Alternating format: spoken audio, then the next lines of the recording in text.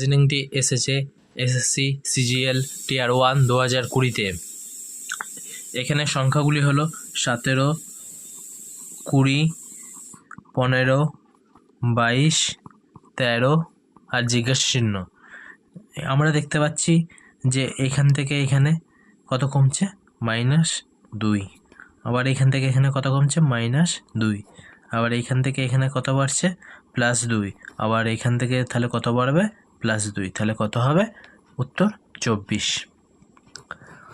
আবার অন্য নিয়মেও করা যেতে পারে যে এইখান থেকে এখানে বাড়ছে +3, আবার এখানে কমছে -5, আবার এখানে বাড়ছে +7, আবার এখানে কমছে -9, আবার এইখানে তাহলে কত বাড়বে, যেহেতু এখানে একবার প্লাস হচ্ছে, একবার মাইনাস হচ্ছে, একবার প্লাস একবার মাইনাস, তাহলে এবারে প্লাস হবে। তাহলে আর এইগুলো সবগুলি হচ্ছে বিজোড় সংখ্যা, তাই পরবর্তী বিজোড় সংখ্যা হচ্ছে 11।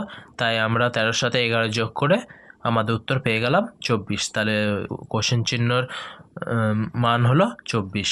অপশন এ হচ্ছে কারেক্ট অ্যান্সার।